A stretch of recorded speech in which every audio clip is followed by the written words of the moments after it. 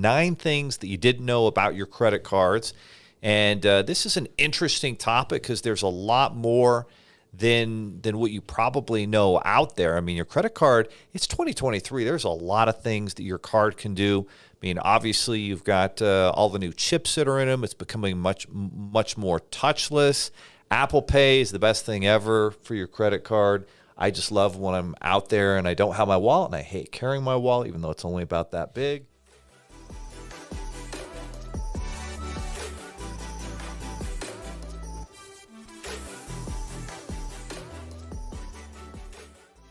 This was an article that caught your attention, Ty. What were some of the interesting facts that you wanted to share with everybody? Yeah, there's a handful of things that really surprised me. There's 9 of them that they talk about. The first one, let's just breeze through because I agree and I disagree. It says your credit card doesn't really have an expiration date. Yes, that is true. The date that it shows on your card means that you can no longer swipe it or use that chip, but they're going to send you a new card and the number will be the same. However, you still can't use that card unless you know the new expiration. So I kind of disagree with number 1. Yeah, I do too. I think it's just saying it's open-ended. It's not going to expire like a loan would. It's not going to close up the account. But number 2, this is the one that shocked me, Leo.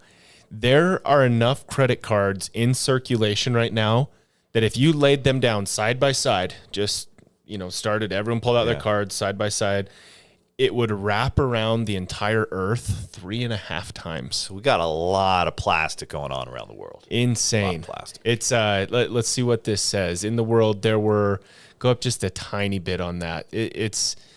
There are over 1.65 billion cards in circulation. Visa had 827 million, MasterCard 718 million, which kind of surprised me. I didn't know MasterCard was that close to Visa. Yeah, I would have thought that MasterCard might be half of Visa. Yeah. But wow, they're hustling. Kind of similar to Amex at 109 million. I thought MasterCard would be closer there, but insane. Do you want to take this one's kind of interesting? Interesting. So, I mean, that's 88,000 miles of cards. So interesting. But if you've been wondering, like, who actually started this credit card thing and the plastic that we've been walking around with in our wallets for decades, well, Sears is actually one of the founding fathers of plastic.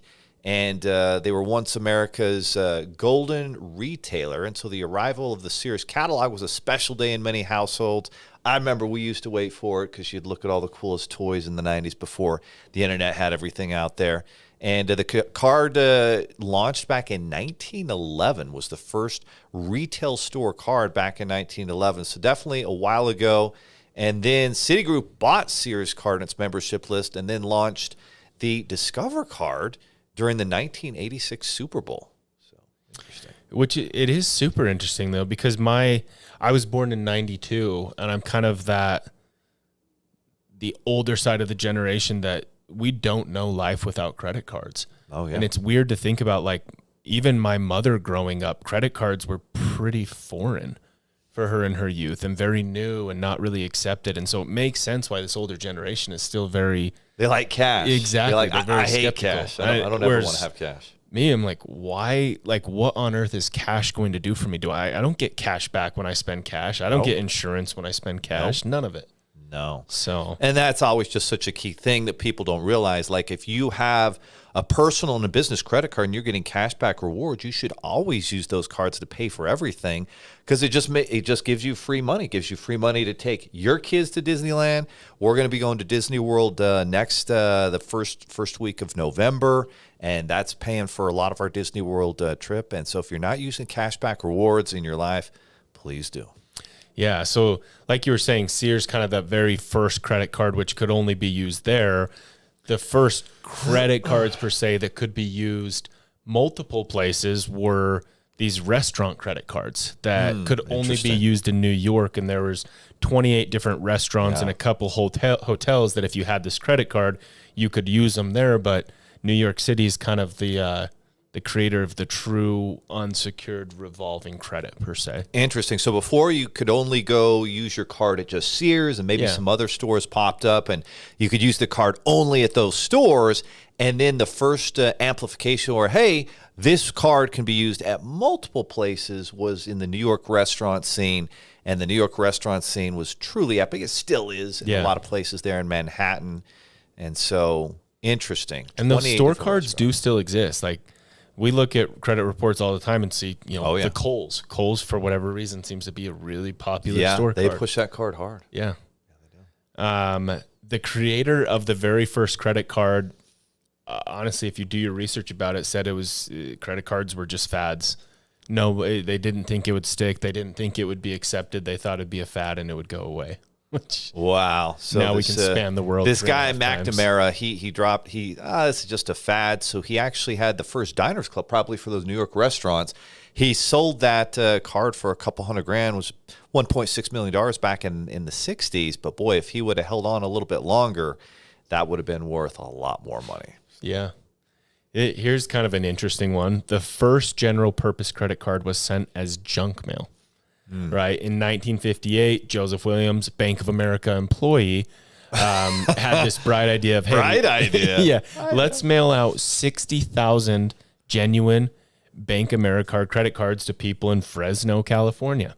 And so what happened, the cards, they were just made of paper and they pre-approved a credit limit of $300. Totally unsolicited. And what it says is by October, because this was 1958, by October of 1959, Williams had distributed 2 million credit cards to people all across California. And the sad thing was 20% of all those credit card holders went delinquent because they didn't know. They're like, oh, cool. They probably just thought it was free money. Kind of like how gift cards are today. Oh, it's free money. And 20% of them just never paid it back.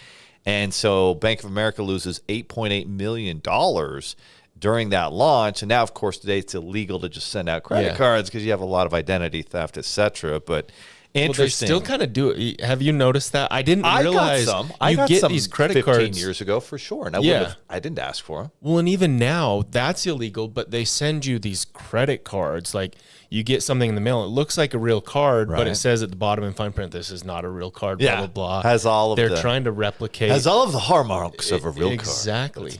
And that's where it came from. It's kind of interesting. Number 7 is credit card companies spend around $80. It takes $80 to acquire a card user. Sometimes more. Sometimes they pay affiliates a bunch of money to bring those in. But yeah, interesting. So they know their business, right? They know that even if they offer a 0% interest rate, that the average balance is going to be X and they're going to collect this amount of interest. And the lifetime value of that customer is going to be substantially more than whatever their cost is to acquire that customer. And that's one of those key parameters and indicators that you need to know in your business. What is your cost to acquire a customer? And if you don't know that, you've got to know that. And so interesting that there's obviously costs. And then there's some stuff about the digits, the numbers behind the card. Yeah. So we'll start with number 8 because number 9 blew my mind. I had no idea that. Did you?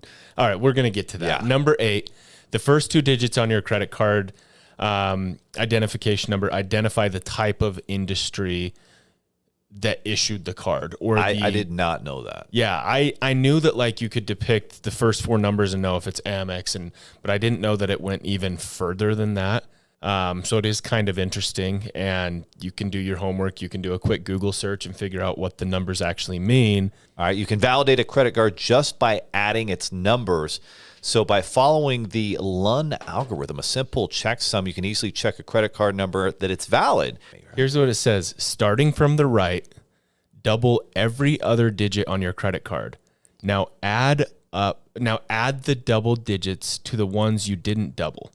Note that if you have a double-digit number such as 15, you must use the sum of its digits. For instance, 15 is 1 plus 5 equals 6. If the total sum is divisible by 10, it's a valid credit card number. Oh, interesting.